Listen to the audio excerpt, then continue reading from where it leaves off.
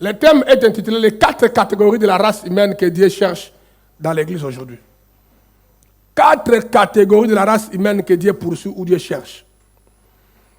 Et si je suis toi, je voulais être remplir tous les 4 critères qui fait les 4 catégories de personnes que Dieu cherche. Dites Amen. Venir à l'église, c'est bien. Être converti, c'est bien.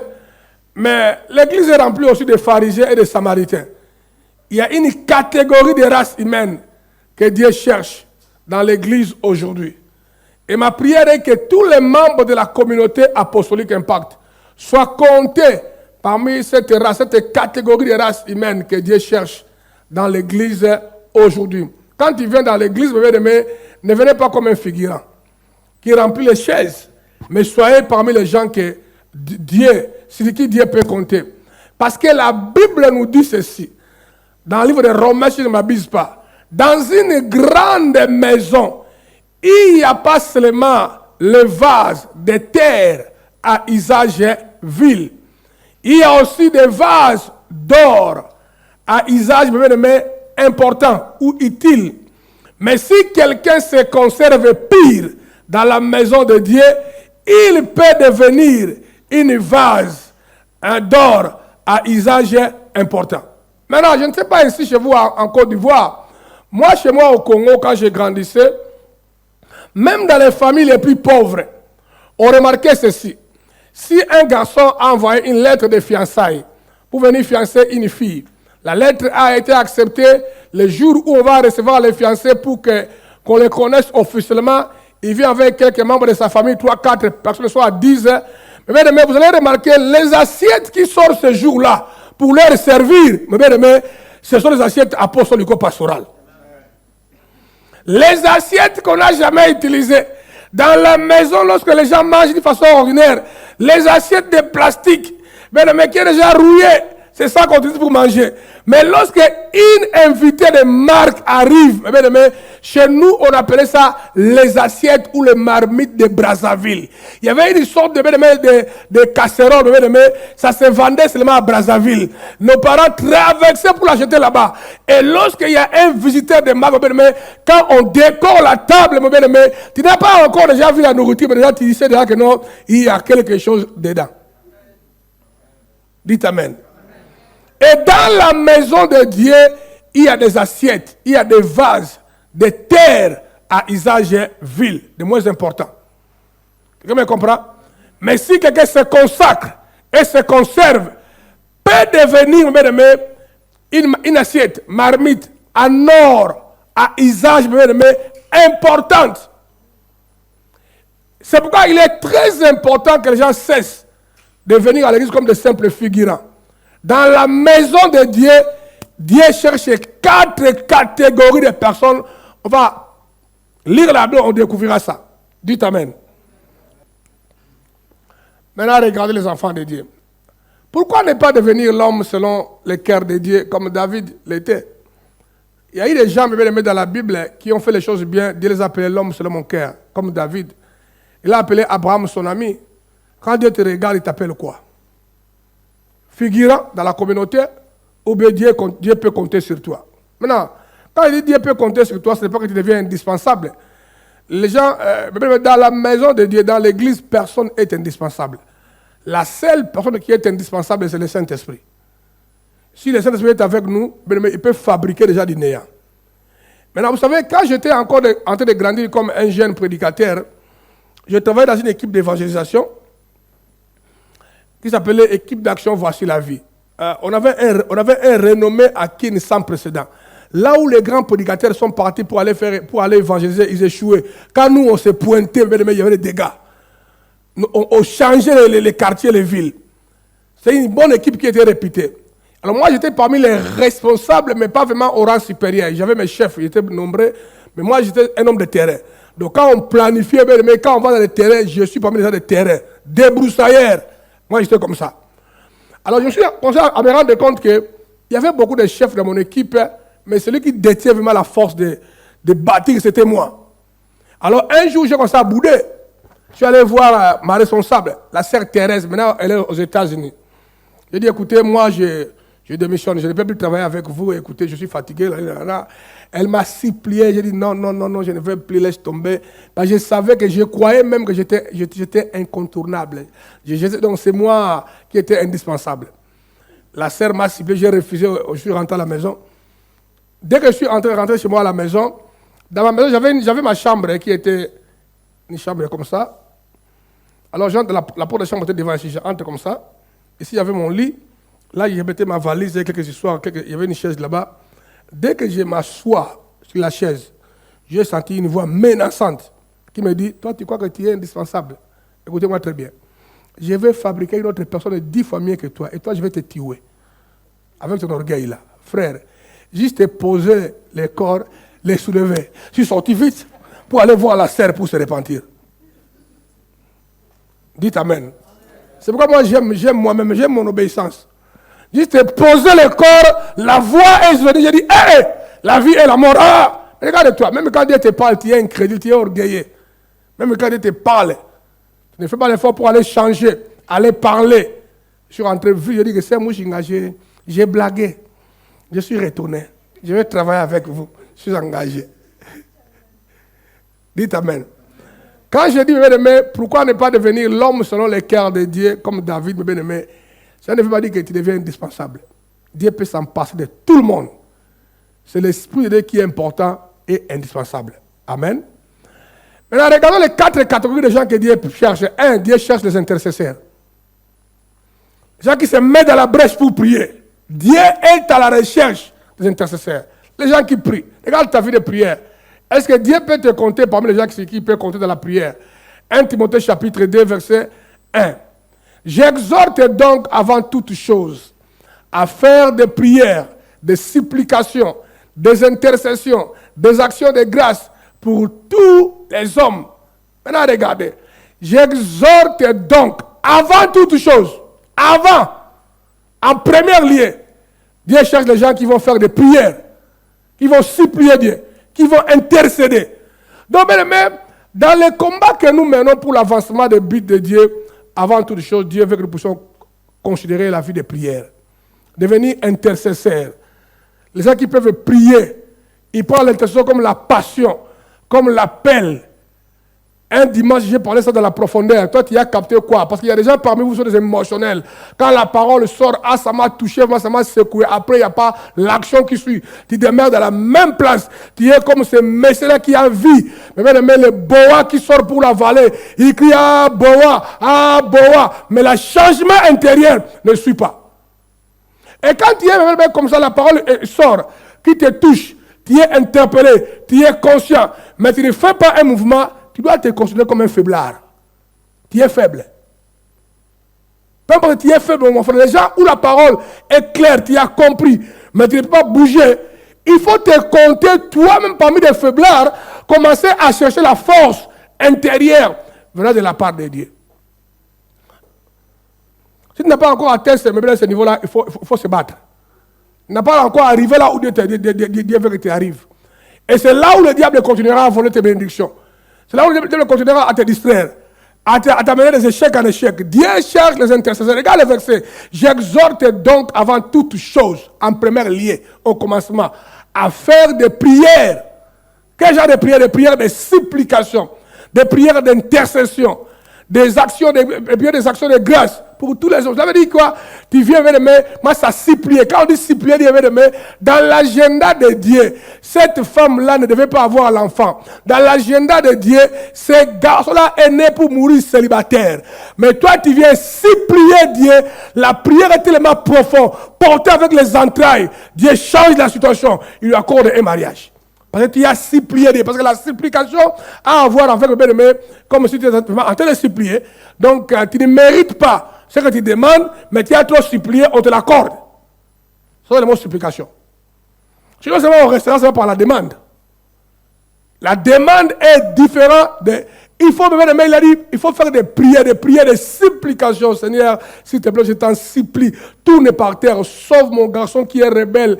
Il faut qu'il se convertisse. Je refuse de voir mon fils aller en enfer. Tu intercèdes. Père, change mon église. Mon église a trop de commérages comme une véritable église des Ivoiriens. Père, délivre mon église. Ça, c'est des supplications. En train de supplier Dieu. Il a dit faire aussi, bébé de main, des intercessions. Prie pour les autres. Prie pour la communauté. Prie pour, bébé de main, les pays. Faire, bébé de main, des intercessions. Quand on intercède, on ne prie pas pour soi-même. Mais l'intercession est toujours tournée vers les autres. Vers la communauté, vers les autres. Ça, c'est l'intercession. Dieu cherche les intercesseurs. Et puis faites des actions de grâce. Je te loue. Quand tu es en train de bénir, mon frère, on appelle ça les actions de grâce prophétiques. Père, je te bénis. Parce que je suis en train de bénir mon pasteur Anaclé. Je vois sa vie changer. Je te célèbre d'avance. Parce que l'onction s'intensifie. Ça, c'est des actions de grâce prophétiques. Vous comprenez? La chose, ce n'est pas encore arrivé, mais tu appelles ça à l'existence et tu adores Dieu par rapport à ça. Donc, au départ, Dieu cherche les intercesseurs. C'est clair, hein?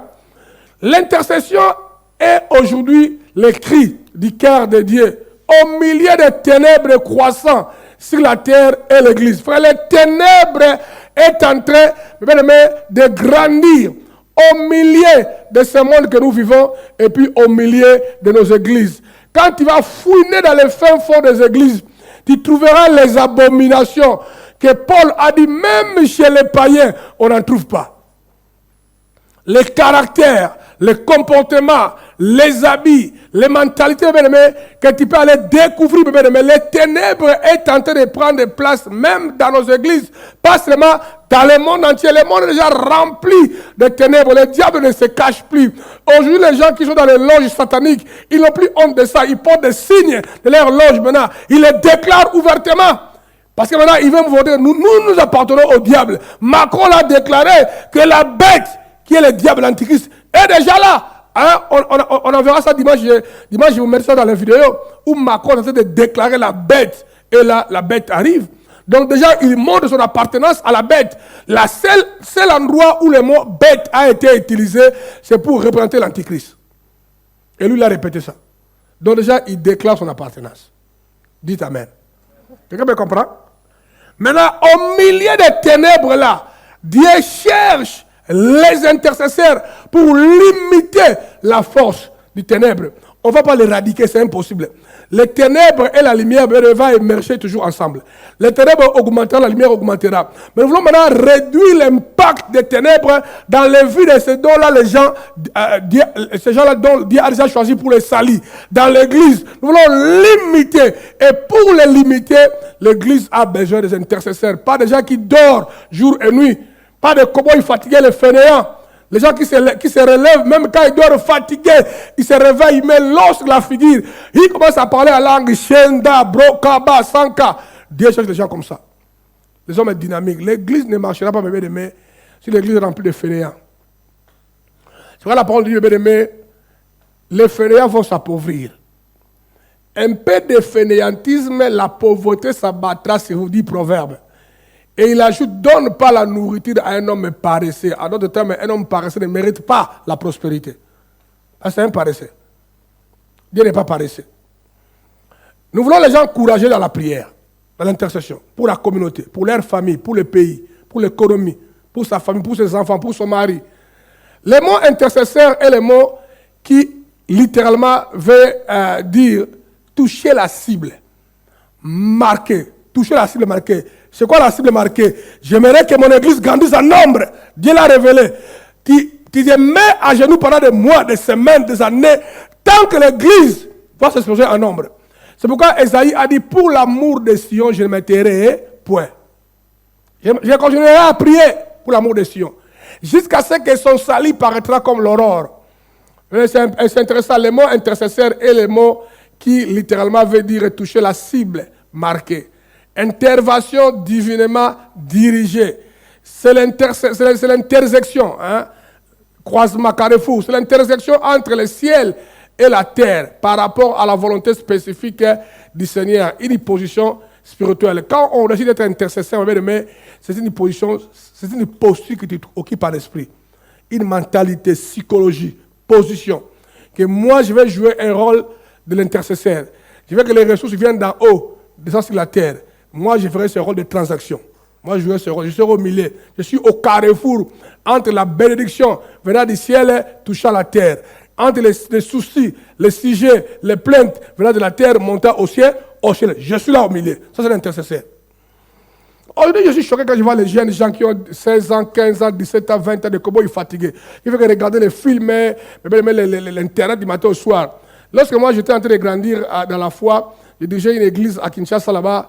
J'étais très jeune, j'avais à peu près 21 ans, si je ne m'abuse pas, 21 ans, 22 ans. Je dirigeais une église à Kin.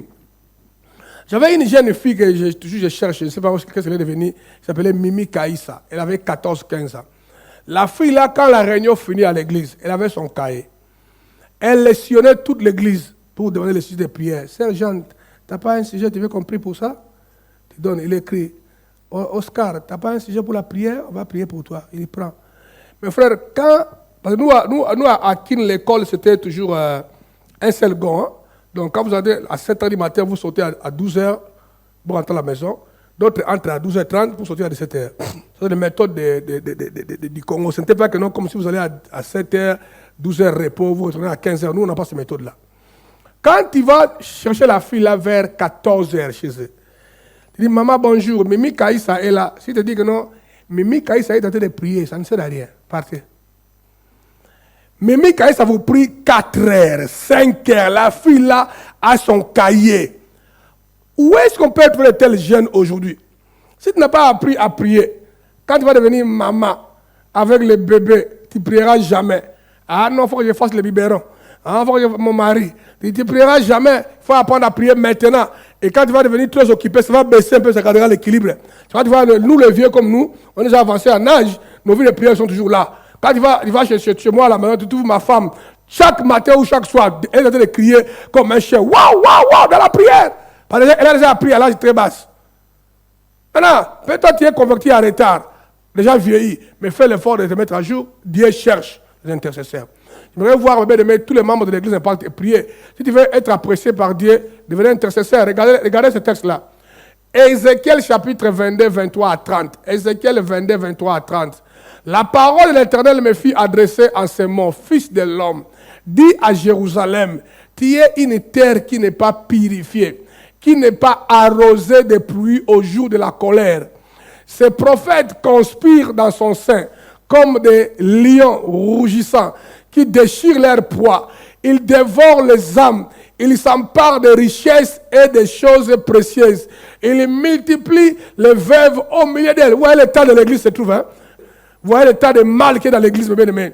Et ces sacrificateurs dont les pasteurs violent ma loi et profanent mes sanctuaires, hein, ils ne distinguent pas ce qui est saint de ce qui est profane. Ils ne font pas connaître la différence entre ce qui est impur et ce qui est pire. Même les prédicateurs, les chrétiens, les responsables, ils ne savent pas manifester la différence. Ils détournent les yeux de mes sabbats. Les jours de sabbat, lui doit voyager ailleurs. Ils sacrifient les dimanches à cause de travail inutile. On va dire au patron, le dimanche appartient à Dieu. Parce qu'il veut gagner 50 000 francs CFA. Ils sacrifient les sabbats pour aller travailler le dimanche. Les yeux de mes sabbats. Et je suis profané au milieu d'eux. Ces chefs sont dans son sein comme des loups qui déchirent les proies. Ils répandent le sang, perdent les âmes pour assoupir leur cupidité. Et ces prophètes ont pour eux des ennuis, des plâtres, des vaines visions, des oracles menteurs. Ils disent ainsi parle le Seigneur, l'Éternel. Et l'Éternel ne leur a point parlé. Le peuple du pays se livre à la violence, commet des rapines, même les membres vivent dans la violence, commet des rapines, opprime les malheureux et les indigents, foule les étrangers contre toute justice. Je cherche, donc au milieu de cette ténèbre qui envahit l'église et le monde, Dieu dit, je cherche parmi eux un homme qui s'élève, qui élève un mire, qui se tiennent à la brèche, donc la brèche veut dire intercéder, à la brèche devant moi en faveur du pays, afin que je ne la détruise pas. Mais je n'en trouve un point. Dieu cherche les intercesseurs. Dieu cherche. C'est moi, on se plaint. Les pasteurs là, ils s'appellent tel. C'est un coureur de jupons. On dit que c'est un voleur. C'est un magicien. Oui, c'est vrai. Mais là, le verset là. Au milieu de ce mal-là, si quelqu'un va se lever comme un intercesseur pour prier, Dieu montre qu'il va changer la situation. Il n'en trouve pas. Dites Amen. Le texte là, quand il lit début à la fin, parle, bien aimé, les rois sont corrompus. Les princes, donc ceux qui vont monter au pouvoir demain, sont corrompus. Les prophètes, donc des prédicateurs, les hommes de Dieu, sont corrompus. Les fils des prophètes, donc ceux qui vont prendre les relèves demain, sont corrompus. Et Dieu pose la question, quel est l'avenir de la nation? Maintenant, au milieu de ça, il dit que non seulement les intercesseurs peuvent décanter la situation. Dieu cherche les intercesseurs. Dieu veut qu'il y ait l'écoulement ou le flux contenu des sources, des sources, des ressources, de l'intelligence, des pouvoirs, la connaissance d'informations entre le royaume céleste et la terre. Mais pour le faire, il faut qu'il y ait des gens qui activent ça, qu'on appelle les intercesseurs. Dites Amen. Dieu cherche les intercesseurs. Première catégorie. Deuxièmement, Dieu cherche les gens à envoyer. Est-ce que Dieu peut t'envoyer aujourd'hui? Toi, tu es tellement occupé par l'égoïsme. Tu regardes trop tes intérêts à toi. À tout moment qu'on a besoin de toi pour le but de Dieu, tu es toujours empêché. Il y a des explications. Mais Dieu cherche les hommes à envoyer. Dieu veut envoyer quelqu'un. Et aujourd'hui, c'est toi que Dieu veut envoyer. Dieu cherche des hommes à envoyer pour aller faire quoi? Aller annoncer la parole pour gagner et sauver les âmes. Dieu cherche les hommes sérieux, disciplinés à envoyer pour aller chercher et sauver les âmes. Livre de Ésaïe, chapitre 6, verset 8. J'entendis la voix du Seigneur disant, qui enverrai-je et qui marchera pour nous? J'ai répondu, me voici, envoie-moi. Combien parmi vous aujourd'hui peuvent répondre, me voici, l'Éternel, envoie-moi? Les gens sont toujours là en train de demander, ah, Dieu, tu m'avais dit, Dieu, tu m'avais promis, Dieu ouvre les portes. Les gens ont des prières égoïstes. Qui va dire, me voici, envoie-moi? La parole dit, cherche d'abord le royaume et sa justice. Et le reste vous sera donné par-dessus tout. Toi, tu cherches tes intérêts à toi. C'est pourquoi tu ne vis pas la gloire de Dieu au 100%, à 100%. Parce que tout regard est tourné vers toi. Quand le jour là, tu vas prier, c'est pas pour toi. Mais Dieu cherche les gens à envoyer. Maintenant, regardez, Romains chapitre 10, verset 13 à 15. Romains 10, 13 à 15. Car quiconque invoquera le nom du Seigneur sera quoi? Sauvé. Donc pour être sauvé, il faut invoquer le nom de Jésus. Je te reçois comme mon Seigneur et Sauveur. Viens, entre dans moi, prends ma vie. Là, tu es sauvé. Vous êtes d'accord avec moi? Voilà comment on est sauvé. Maintenant, 14.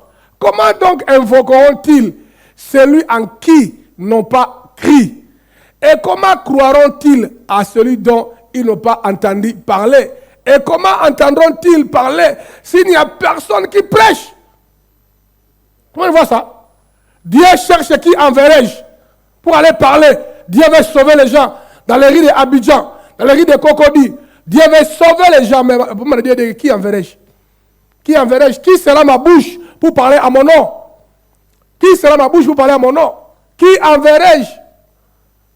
L'égoïsme fait qu'augmenter, tout le monde a un regard tourné vers lui. C'est pourquoi moi j'aime moi-même, frère. Avec beaucoup de gens, j'aime moi-même. Prévenez, dans un monde qui s'écroule, la maladie est partout, les tiges dans le nez tous les jours, je voyage pour vous visiter. Toujours. Le coût des billets est très très cher. Dites Amen. Mais on paye les prix. Depuis que le corona a commencé, je me vois que dans les business class, vous savez le coût, c'est énorme. L'église importe de Bruxelles ne peut plus supporter le coût là. Mais on fait des acrobaties, on fabrique je pousse à aller apporter l'évangile. Dépendant de moi, je vais rester à Bruxelles.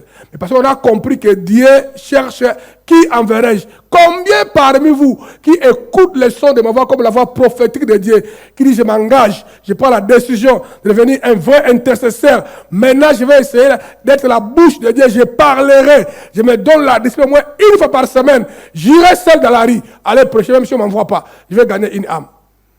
C'est clair. Et comment y aura-t-il des prédicateurs s'ils ne sont pas envoyés? Selon qu'il est écrit, qu'ils sont beaux. Regardez maintenant ton poème. Regardez ton poème. Qu'ils sont beaux les pieds de ceux qui annoncent la paix, de ceux qui annoncent la bonne nouvelle. Frère, les mots là qui sont beaux, qui sont bénis, qui sont prospères, qui vivent la gloire de Dieu, c'est les pieds de ceux qui annoncent la bonne nouvelle. Regardez vos mentalités, vous les chrétiens d'aujourd'hui. Un pasteur qui est ici à Abidjan, qui est tellement béni, il a une église de 500 membres, il a travaillé durement, maintenant il roule avec une belle voiture, sa femme une belle voiture, ses enfants une belle voiture, il a une grosse maison, vous critiquez, c'est un voleur, il vole les gens. Non, non, non, frère. Lui, il est heureux parce qu'il annonce l'évangile. Quand on annonce l'évangile, bien aimé, tu ne seras jamais dans la disette. La parole dit que, oh, il est beau, le pied qui annonce la bonne nouvelle du royaume. Et Daniel a dit, dans le royaume des cieux, ceux qui annoncent l'évangile, ceux qui annoncent la bonne nouvelle du salut, brilleront comme les étoiles, ceux qui sauvent les gens. Donc si là-bas ils vont briller, il faut commencer déjà à briller ici. Alors toi qui fais que critiquer, arrête un peu de critiquer. Critique les gens qui ont payé le prix pour les âmes, qui ont sauvé 500 personnes, 1000 personnes. Dieu lui bénira. Le gars là a appauvri l'enfer de 1000 personnes, a enrichi l'échelle de 1000 personnes. Mais tu ne peux pas les comparer avec toi. Un point barre. Il paye le prix. Dites Amen. Et sa récompense sera grandiose dans les ciels. On parlera un peu de la récompense tôt ou tard. Parce que même on sera tous bébés là-bas au ciel, bébé, on n'aura pas les mêmes récompenses. Hein? Là-bas, on sera différent. Toi qui fais que là, parler, critiquer, rester à la maison, zapper, dormir, mais là-bas au ciel, laissez-moi peut-être fabriquer une image. Il y a des gens au ciel, ils vont vivre dans les abobos du ciel. Je vous dis la vérité. Donc toi, tu mérites de vivre à l'abobo du ciel. Mais nous là, nous on sera dans les crocodiles du ciel. Très civil du ciel. Dites Amen. Je vous dis la vérité. Selon le verset 15, Dieu cherche les gens qui se laissent envoyer. Jean chapitre 15, verset 7 dit ceci. Ce n'est pas vous qui m'avez choisi, mais c'est moi. Je vous ai choisi. Et je vous ai établi dans le Seigneur. Pourquoi? Afin que vous alliez et que vous portiez du fruit et que votre fruit demeure. Afin que ce que vous demanderez au Père en mon nom, il vous les donne. Regardez, mesdames, errez les pieds qui annoncent l'évangile, ceux qui gagnent les âmes, mesdames, tous ceux qui demanderont à Dieu, ils vont les recevoir. Voilà la différence. Hein? Quand tu passes le temps à critiquer, voici le secret. Voici le secret. J'étais en train de dire aux gens, le travail que j'ai en train de faire pour bâtir l'église Impact à Kinshasa, la construction. Quand on m'a donné les budgets, on m'a dit que non, ça va tourner autour de 23 000 $. Si ça monte trop, ça sera 25. On m'a fait les statistiques là-bas. J'ai dit, ok, je vais les faire, je vais payer. Je voulais faire les travaux à Kinshasa et les travaux aussi à Pointe-Noire. La Pointe-Noire, premier travaux à Pointe-Noire, c'est l'église d'Abidjan qui avait, je vais demander à Nadia de payer les factures d'Abidjan. C'était 4 millions qui est sorti de votre église et est allé là-bas. Ça n'a pas fait parce que Banel a fait beaucoup a mangé l'argent Banel. Alors maintenant, j'ai dit, bon, moi-même, je prends ça en charge. Ni les Bruxelles, ni Paris, ni Île-à-Réunion, c'est moi qui paye ça avec l'argent de mes poches. Alors j'ai prié, Dieu m'a donné quand même l'argent. J'étais trop fier. J'ai dit, bon, 25 000, ce côté-là, 23, 25 000. Ce côté-là, à peu près 10 000 ou 12 000. Donc, bon, 35 000, 40, je vais le faire.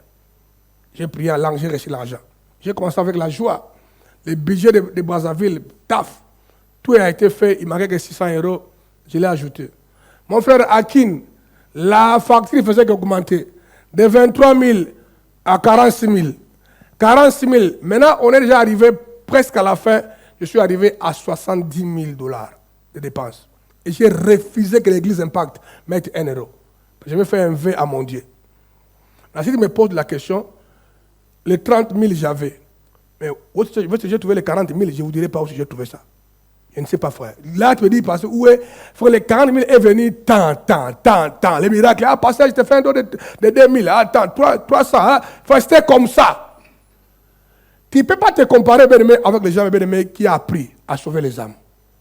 On a lu avec vous les versets. Première partie, on dit, errez les pieds qui annoncent l'évangile.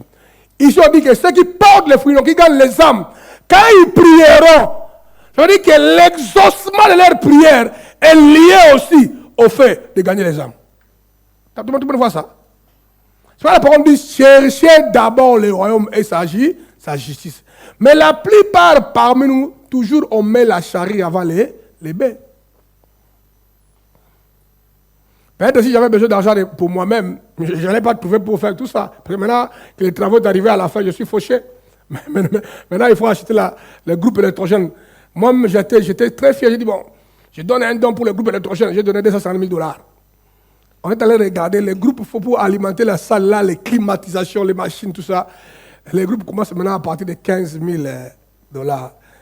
J'ai dit, Shendara, Basataka, Bronda, Maché, Kerebosika. Mais Dieu n'est pas encore fini de parler. J'ai vu seulement un frère de l'église Impact de Canada. Il dit, Pasteur Naclé, pour le groupe là au Congo, j'ai appris que c'est un peu cher, je ne sais pas combien, mais bon, moi, déjà, j'ai fait un don de 2 000 $. J'ai dit, ok, ça passe bien. Moi, j'ai 2 500, déjà 4 500. Donc, la parole dit, gardez silence et l'Éternel combattra pour vous. Je garde le silence. Dieu est en train de combattre. Dieu nous a choisis pour aller porter les fruits qui fait allusion à gagner les âmes. Troisième chose, Dieu cherche les vrais adorateurs. Dieu cherche les vrais adorateurs. Jean chapitre 4, verset 23. Mais l'heure vient, et elle est déjà venue, où les vrais adorateurs adoreront le Père en esprit et en vérité. Car ce sont là les adorateurs que le Père demande. Dieu cherche les vrais adorateurs. Toi-même, quand on vient à l'église pour adorer Dieu, quand on dit élever les mains pour adorer Dieu, c'est comme si on t'a mis des sacs de ciment dans les bras. Les bras ne peuvent même pas monter. Dès que ça monte, ça descend. C'est lourd. Or, Dieu veut que les gens puissent l'adorer. Même chez toi à la maison, tu n'adores pas. Tu n'adores pas. Tu ne sais pas comment élever tes mains en train d'adorer le Seigneur. Toi, seulement quand on te voit dans la chambre en train de faire le bruit, c'est pour demander. Ah, Dieu, donne-moi du pain. Donne-moi à checker. Tout ça. Mais toi, tu ne sais pas prendre le temps pour adorer. Dieu cherche les gens qui l'adorent en esprit et en vérité. Quand on dit adorer Dieu en esprit et en vérité, d'abord, votre style de vie, bien aimé, est cohérent, est en ordre. Tu as un corps qui est vendu à Dieu. Et tu as appris aussi à faire les pousse-counio. Quand on vient, quelqu'un qui veut adorer Dieu ne viendra jamais en retard à l'église. J'avais déjà donné une loi. Je crois que vous honorez ça. Quand les cultes commencent, tout le monde qui vient en retard de 2 minutes reste dehors. Il ne peut pas entrer. Je ne veux pas les gens qui sont indisciplinés. Quand vous allez dans vos boulots, vous arrivez à l'heure, 10 minutes avant. Moi, je vois ça avec ma femme. Quand il va au boulot, toujours il va arriver 15 minutes avant. Je dis, mais chérie, pourquoi? Même quand je l'accompagne, hein, on arrive devant le boulot. On parle avec moi, je dis, chérie, parlons un peu. Elle dit, non, je vais entrer. Je dis, mais chérie, pourquoi? On a encore 15 minutes. Non, c'est l'heure de débrief. Alors faire les remises. J'ai dit, c'est pas possible. Si les chrétiens étaient comme ça, avec l'air de Dieu, ça serait intéressant. Toi, je vais arriver seulement en retard à l'église.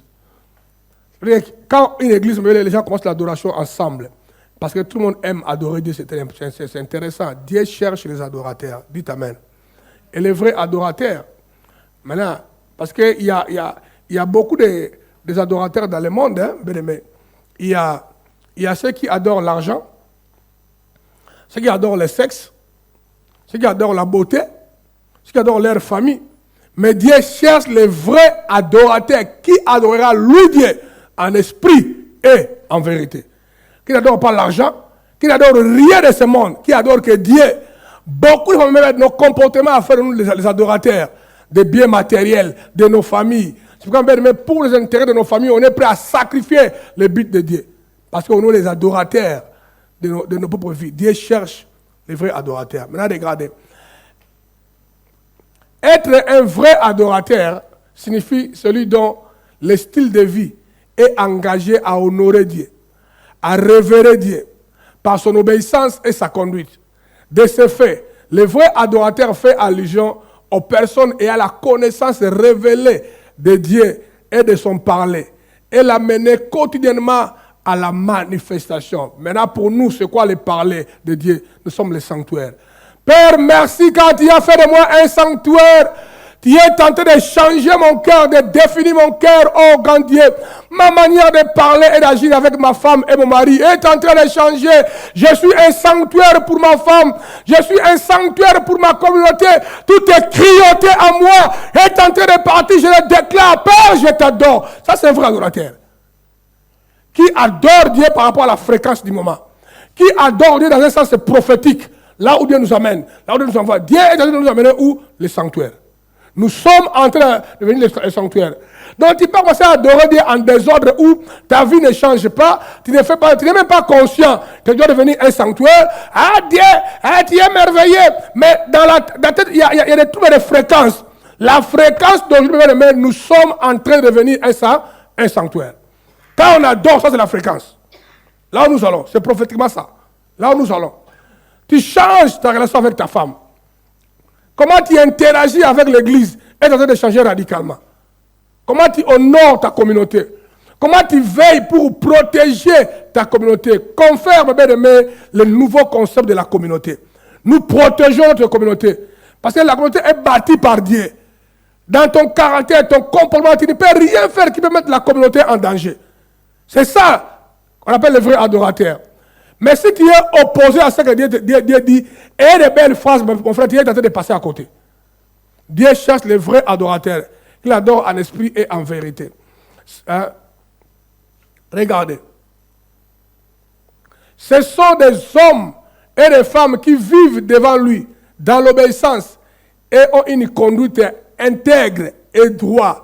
Ça, c'est le vrai adorateur. Il cherche des hommes et des femmes qui peuvent vivre avec un sens élevé de justice au milieu des mondes corrompus. Ça, c'est les adorateurs. Et quand ils élèvent leurs mains, les prières montent comme un parfum de bonne odeur. Et se tapisser devant le Seigneur. Dieu sent l'odeur. Dieu dit, c'est quoi ça? C'est parfait de bonne odeur qui vient de la communauté apostolique Impact. Même si quand tu fais ça seul à la maison, Dieu sent l'impact. Parce que ta bannière est devant toi. Nous sommes sanctuaires. Quand il voit la bannière de sanctuaire, il voit ton cœur, il voit ton parfum, c'est du sanctuaire. Il n'y a pas la confusion. Mais lorsque devant toi, il y a bannière du sanctuaire, mais en toi, Dieu voit autre chose. C'est double identité. L'esprit pharisien, de telles adorations, ayez une bonne voix, mais ça ne cadre pas avec la fréquence que Dieu attend de nous. Dites Amen. C'est les choses qui me terrassent jour et nuit. Là, je suis en train de vivre là avec la peur, même de comment vivre avec Maman Julie, même avec les Chara, même avec les Sam. J'ai peur. C'est comme si j'ai envie d'obéir et à Sam, et à Chara, et à Maman. J'ai envie d'obéir à tout le monde. Ça met à moi la crainte d'obéir. Je suis en train de suivre. Attention, il faut que je suive ce que je dis, ce que je ne dis pas. Parce que je suis un sanctuaire. C'est hyper important. Depuis que le sanctuaire a commencé à se faire déclarer, dis-moi quels sont les pas que toi tu as fait. Quels sont les changements. Bien toi tu deviens un perroquet.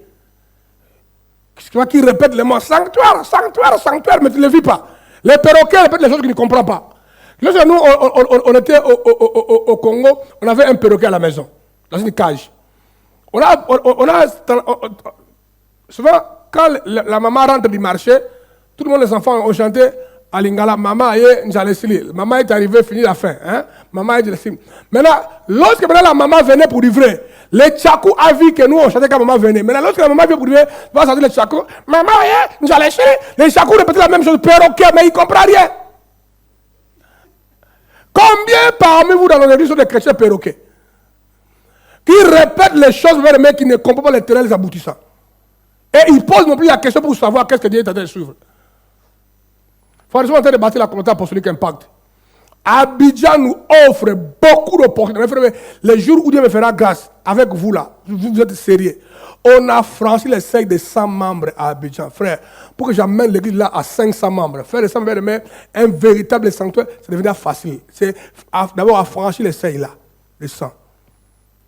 Mais quand les gens vivent dans l'hypocrisie, pas un bon style de vie, les cœurs partagés, matérialistes, même si on dit Jésus revient bientôt, mais les cœurs se vendent dans les matériels, mais Dieu ne pourra pas vous envoyer une masse, parce que quand on va envoyer une masse ici, ils vont trouver, non, on est des perroquets qui crient que non, on est sanctuaire, mais le comportement est opposé. Ils vont encore insulter Dieu. Qui est perroquet ici? Levez ta main. Tous les perroquets lèvent vos mains. Ah, personne. C'est que vous mentez, vous avez seulement honte.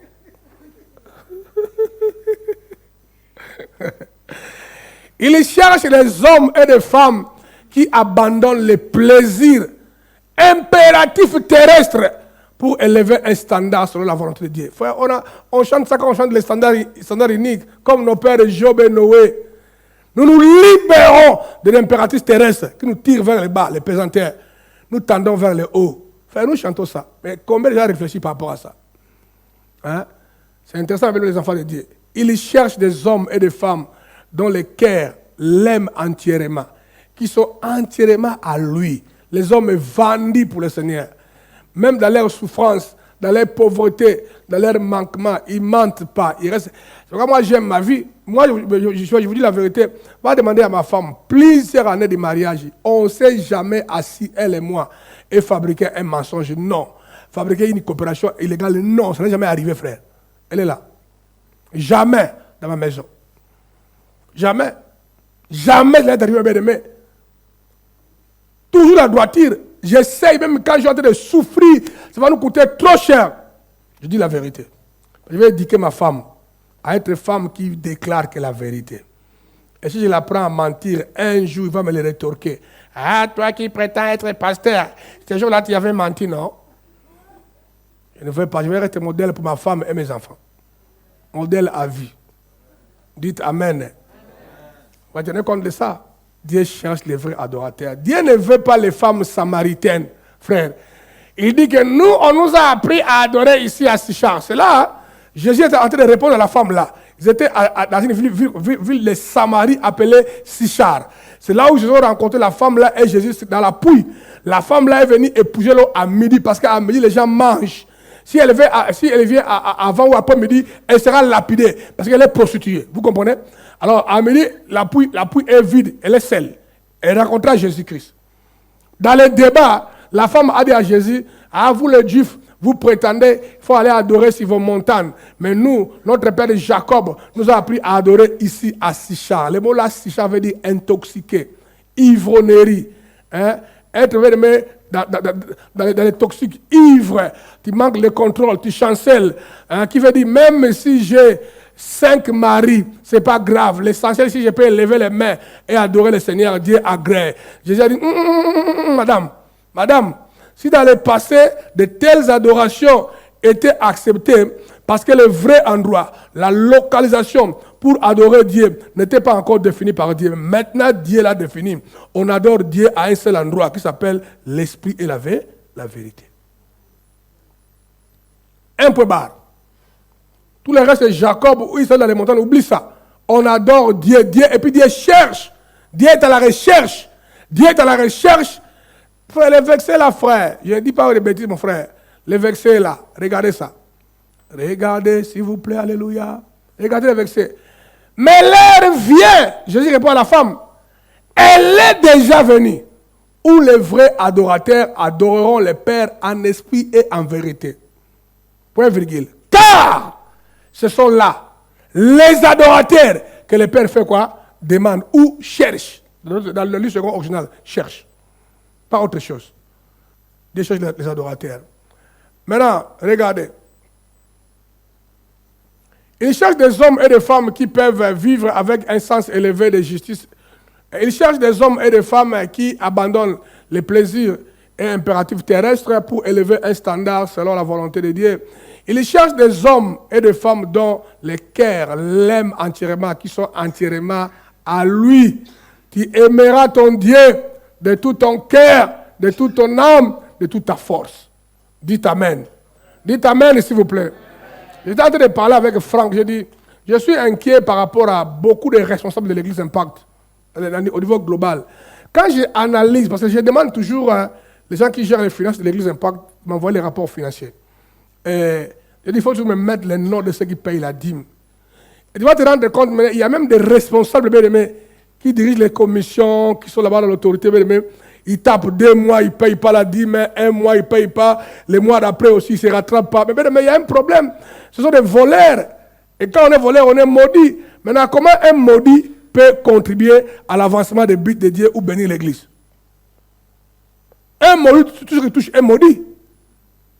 Même quand un maudit, on l'amène pour recevoir un nouveau venu. Quand il parle avec le nouveau maudit aussi un maudit, il fuira, il ne viendra pas. Je n'exagère pas, frère. On a ces problèmes-là. Et à la fin, les gens se plaignent de pauvreté, des attaques sataniques. Les gens manquent la ténacité. Frère, je vous dis la vérité, un homme comme moi, je ne peux pas manquer la nourriture. Non parce que je gère l'église, importe, il y a l'argent, frère. L'argent de vos églises, là, frère, moi, je ne touche pas ça. Non, jamais. C'est l'église qui me paye, c'est Bruxelles. Là, j'ai un salaire. Le votre argent, je bouffe ça quand je viens ici, Nadia m'amène au restaurant ou bien, je ne touche pas ça, frère. Je vous dis la vérité. Quelqu'un me comprend? Et j'ai vu avec un salaire à Bruxelles. Mais ma vie sociale est tellement stable, puissamment stable. J'ai commencé à payer ma dîme quand j'étais jeune. Quand j'étais tellement pauvre. Pauvre des pauvres, mes bien-aimés. Où vous ne savez pas, les 27, la maison déjà, on dit en anglais, dry. Je vois dry en français. Sec. Mais on ne ratait pas. On avait raté 2 fois la dîme. C'est ma femme qui m'a fait rater. Et je lui ai réprimandé. Et puis on a payé cet argent rapidement. Quand j'ai appris ça que j'avais raté. Les gens là, ils disent qu'ils aiment Dieu avec tout leur cœur, âme et esprit. Parce qu'il y a des factures de courant qui doivent être pénalisées, c'est Dieu. Pourquoi n'est pas que toi tu dors sans manger, mais honore Dieu? Pourquoi pas? La Bible dit, la femme là qui avait un seul bébé avec un enfant avec la farine, il restait que la farine mangeait aujourd'hui et demain mourir. L'homme de Dieu lui a dit, d'abord fais pour moi l'homme de Dieu, toi on verra ça après. D'abord, toi sois déjà préparé à mourir, la mort en soi. D'abord moi je mange et puis toi on verra.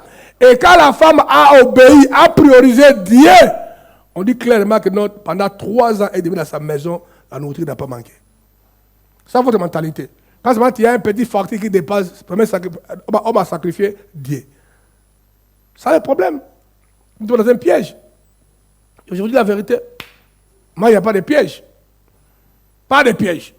Dès que mon cœur pense à l'argent qui est important pour l'avancement des biens, pour l'intérêt de ma famille, frère, dès que mon cœur pense à ça, je ne peux même pas faire. Dans les 2 jours qui suivent, il faut qu'il y ait un miracle. Parce que Dieu connaît ma vie.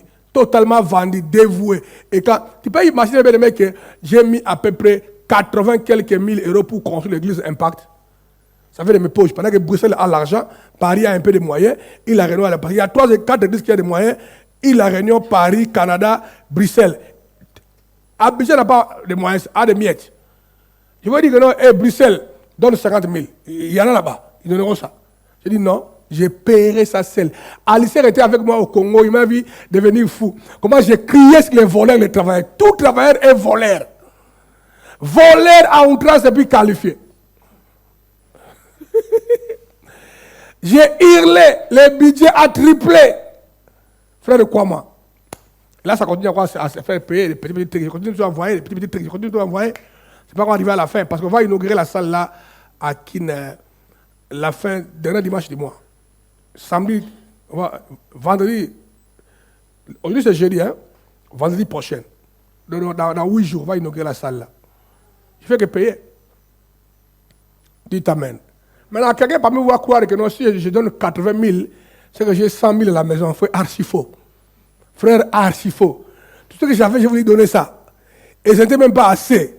Et Dieu a créé un miracle. J'ai vu les gens qui m'ont aidé. J'ai vu Alistair m'a aidé, Patrick Chassa m'a aidé, Philippe Ecom m'a aidé. Même les gens qui ne connaissaient même pas que je construisais l'église m'envoyaient l'argent. Pas ça, j'étais viré ça, j'étais fait ça. C'était comme ça. Quand ton cœur a une philosophie claire, la philosophie de ton cœur attire la bénédiction. J'en parlerai bientôt. Le problème de la philosophie. Si Dieu va te bénir, pourquoi Dieu va te bénir? Pour nous torturer. Il y a des gens qui sont bénis, nous on est torturés. Hein? Pour demander les dons. Ah, est-ce que tu peux passer au bureau? Quand tu arrives au bureau, il vient de sortir. On appelle, mais je suis au bureau, non, bon, revenez à 16h. Pour nous donner 1 million. Tu vas nous torturer. Alors, pourquoi Dieu les bénir? Il y a des gens qui nous amènent des miettes. Même les dîmes qu'ils payent, c'est les dîmes incomplets. Ils sont en paix. Et les gens, je suis en train de faire l'enseignement de la critique et valeur clé. La critique et valeur clé, mais il y a 12 enseignements à l'intérieur. J'ai dit, il faut quand même donner, je donne à des gardes de l'impact pour enseigner ça. J'ai pensé à donner ça à n'importe qui pour enseigner ça qui est prédicateur à l'église. Mais une fois, il m'a dit, donne pas à n'importe qui. Ah bon? Dieu m'a montré les gens qui ne sont pas des grands prédicateurs de l'église Impact.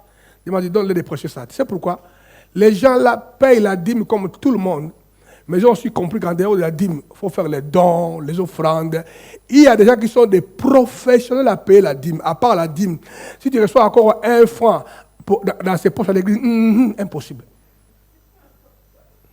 Et il croit que s'il a payé la dîme, il a donné la dîme. La dîme, on paye. C'est à partir à Dieu. Tu n'as pas encore donné. Tu as que payer la dîme. Mais il faut donner à Dieu aussi. Beaucoup ne comprennent pas ça. Dieu m'a dit que non. Quand j'ai vérifié à l'église Impact, les gens qui ont ces critères-là ne sont pas plus de 4. autour de moi, ceux qui prêchent, hein, ils sont en tout cas 3, que je ne cite pas les noms ici. Sinon, là où ils sont, les têtes vont gonfler. Ils sont 3. Et dans les 3 là, c'est eux qui vont prêcher le message là, enfin, sur le message des finances, hein, c'est l'un d'eux qui va prêcher ça. Je sais qu'il prêchera, parce que le problème, ce n'est pas l'enseignement, le problème, c'est ce qu'il est, il va télécharger. L'homme donne ce qu'il a. Dites Amen. On va changer les mentalités. Il cherche les hommes et les femmes qui peuvent vivre avec un sens élevé de justice. On a déjà dit ça. Il cherche des hommes et des femmes dont le cœur l'aime entièrement, qui sont entièrement à lui. Luc chapitre 10, verset 27. Il répondit, tu aimeras le Seigneur ton Dieu de tout ton cœur, de toute ton âme, de toute ta force et de toute ta pensée et ton prochain comme tu t'aimes toi-même. C'est ça que Dieu cherche. Maintenant, regardez, point 4. Dieu cherche les hommes et les femmes fidèles. Il fallait mettre les hommes là avec grand H, qui veut dire hommes et femmes. Dieu cherche les hommes et les femmes fidèles. Regardez ce verset-là, Oscar. Chapitre 20, verset 6 des Proverbes. Regarde ça bien, Loba. Regarde ça bien, Nadia. Beaucoup de gens proclament leur bonté. Mais un homme fidèle, qui les trouvera?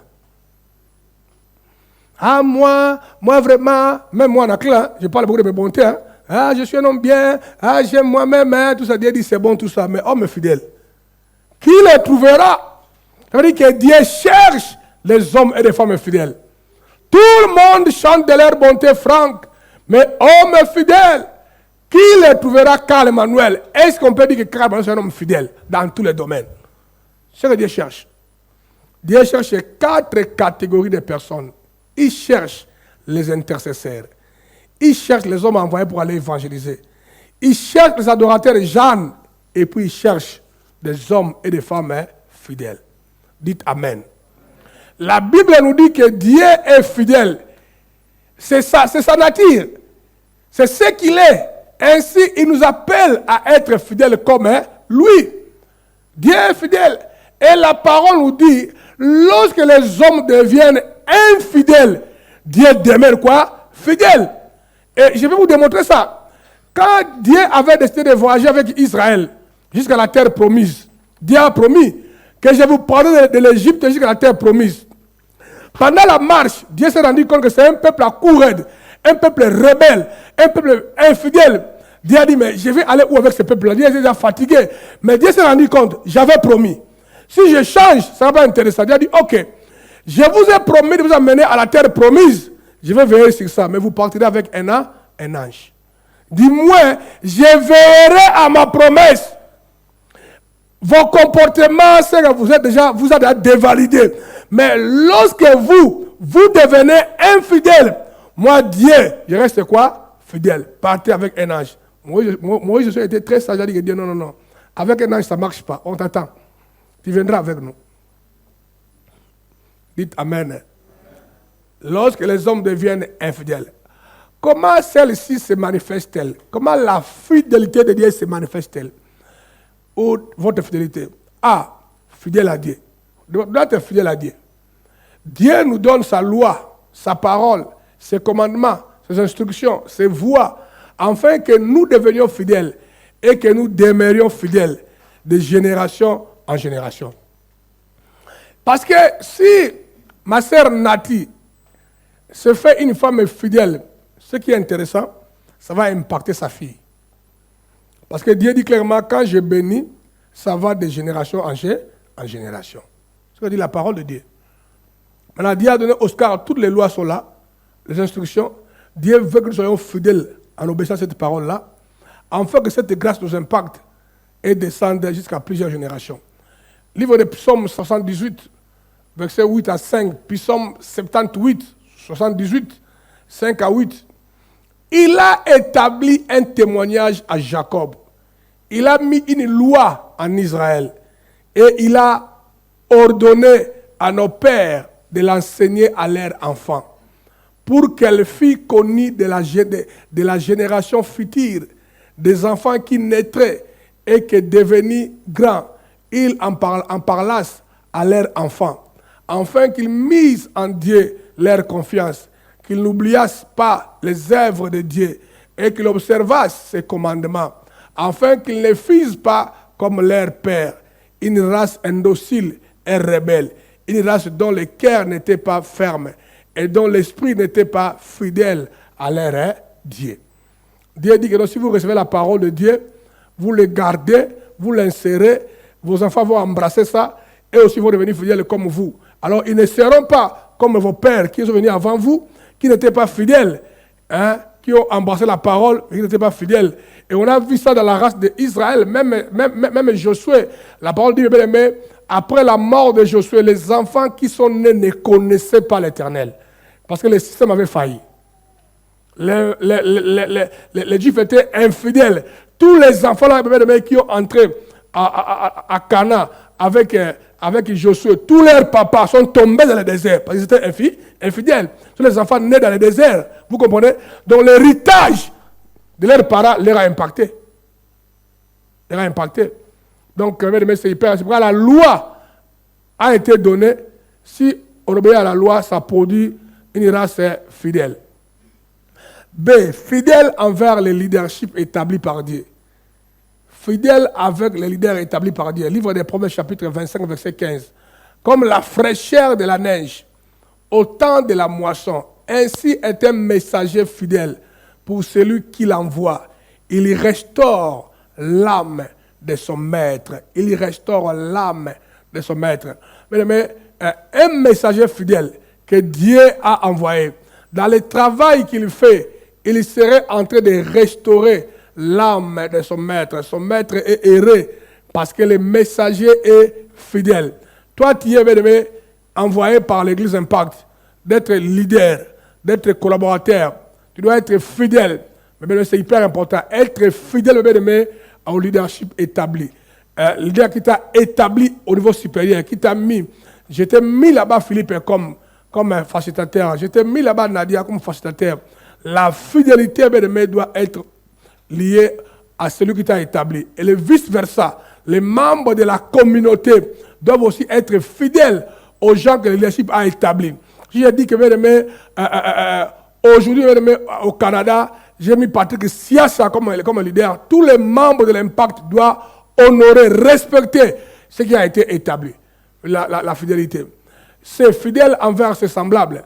1 Timothée chapitre 5. Si quelqu'un n'a pas soin des siens, et principalement des ceux de sa famille, il a renié la foi, il est pire qu'un infidèle. Donc, être fidèle dans tes devoirs familiales. Si quelqu'un n'a pas soin des siens, ça veut dire que tu dois être fidèle de comment Loba prend soin de Marie-Claire. Tu dois être fidèle de comment tu prends soin de ton mari. Comment Nati est fidèle à son mari. La fidélité. Il faut être fidèle de comment Pasteur Anaclé prend soin de l'Église Impact. Comment les membres de l'Impact aussi répondent à leurs devoirs en tant que les membres. La fidélité les uns les autres, entre les amis. Fidèle envers les semblables. Fidèle à sa propre parole. À sa propre parole. Chapitre 14, verset 5. Un témoin fidèle ne ment pas, mais un faux témoin dit des mensonges. Donc, fidèle à ta propre parole. Que votre oui soit oui, votre non soit non. Ceux qui viennent après viennent d'où? Du diable. Toi, tu donnes les paroles, mais tu n'obéis pas.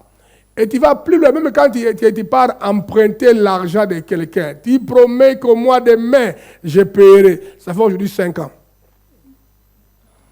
Tu es infidèle.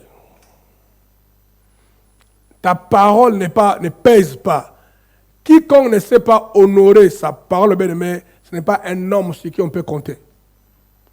Fidèle à tes propres paroles. Lorsque Dieu nous promet, Dieu réalise. C'est pourquoi moi, je n'aime plus prêter l'argent à quelqu'un. Si quelqu'un me dit, prête-moi l'argent, laisse tomber. Je ne veux plus. Parce que tous les gens qui me doivent de l'argent, bien-aimé, sont des pasteurs, des frères en Christ. C'est les gens qui apparaissent des hommes de parole. Tous n'ont pas la parole. Les gens, il faut demander à l'ICR, qui gère les gens qui me donnent de l'argent.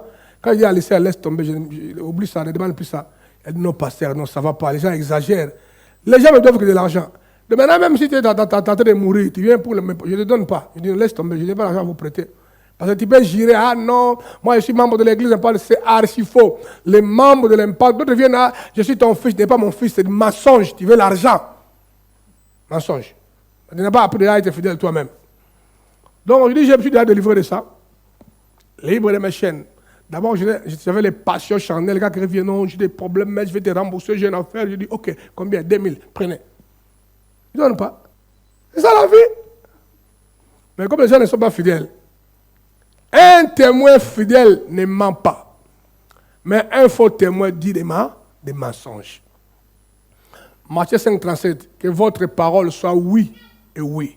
Non, non. Ce qu'on y ajoute vient de qui? Du diable. Amen. Être fidèle au système établi par Dieu.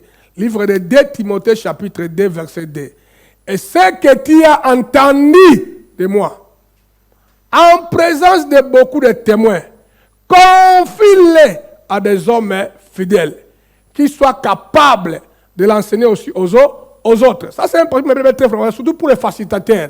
Ce que tu attends de Anaclée, confie-les aux membres de l'église Impact. Et aussi, parce qu'en vous, ils vont trouver l'esprit de fidélité, vous allez les libérer, que ça va aller dans les membres, ça créera la fidélité, et ça va se perpétrer. Donc, ce que tu as entendu de moi, de ton leader, devant beaucoup de témoins, soyez fidèles à cela. Ne les falsifie pas. Garde ça pire. Et toi aussi, de retour, tu les confieras aux hommes fidèles. Quand tu serais en train de les confier, ça fabriquera des hommes fidèles comme toi, tu l'as été. L'homme donne ce qu'il a. Dites Amen. Donc, dans le travail, quand on te confie de gérer une commission, soyez fidèle au principe qu'on t'a légué, qu'on t'a communiqué. Tu vas gérer l'intercession, n'amène pas de tralala. Fais exactement ce qu'on t'a dit de dire, de faire. Et tu maintenas l'église dans une culture appropriée. Dites Amen. Maintenant, Dieu cherche un homme fidèle, car ce n'est qu'un homme fidèle qu'on peut transférer les richesses du royaume et assurer ainsi un système qui transcende des générations. Il n'y a aucune condition réelle qui peut justifier l'infidélité, mais c'est une faiblesse de la nature humaine que nous devons combattre, car un infidèle ne peut hériter le royaume de Dieu. Les infidèles n'hériteront point le royaume de Dieu. Soyez fidèle à ton mari à la maison, à ta femme.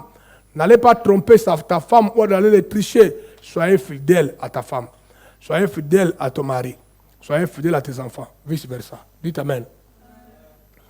Tous les hommes de corvée ou de poussière de l'Impact sont interdits de créer la culture là où ils sont établis, à Paris, à l'île de la Réunion, à Abidjan, à Kinshasa et le reste.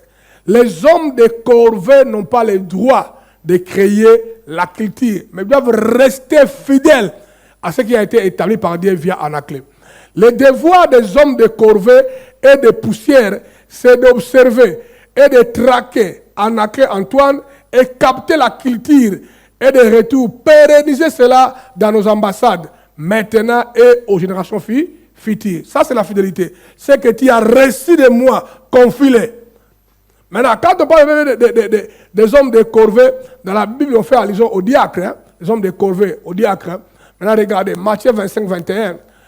Son maître lui dit, c'est bien bon et fidèle serviteur. Tu as été fidèle en peu de choses. Je te confierai beaucoup. Entre dans la joie de ton maître. Vous savez, bien aimé, quand tu n'es pas fidèle, Emmanuel, quand tu n'es pas fidèle au travail d'autrui, Dieu ne te donnera jamais ton propre travail. Même quand il lancera des projets pour ton propre travail, tu vas rencontrer beaucoup d'obstacles. Parce que tu n'as pas été fidèle au travail d'autrui. La parole est là. Quand on te confie un travail par quelqu'un, tu as dit oui. Fais ça. Et non, moi, je ne peux pas échouer, frère. Vous avez toutes les preuves. Quand j'ai servi Woodruff, pendant les 23 ans, frère, j'ai trouvé que Congrès n'était même pas dans les 25 pays. Ensemble avec moi, on a mis ça dans 120 pays. La francophonie n'était nulle part la francophonie. J'ai mis c'était dans tous les pays francophones. J'ai servi avec fidélité. Mais là, Dieu n'a pas répondu de me confier Nayot. Dieu n'a pas dit à la clé pas Nayot.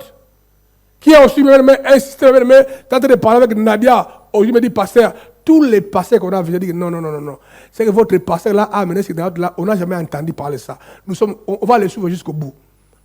Pourquoi Dieu m'a donné un truc pour ça qui a été caché? Parce que j'ai servi dans les champs d'un autre avec fidélité. Dites Amen. Toi, tu n'as jamais été fidèle. Tu es un champion numéro 1 d'abuseur et de trahison. Jamais tu as été fidèle. Tu as un cœur qui bat comme le cœur d'un chicken, coq, poulet. Hein? Boum, boum, boum.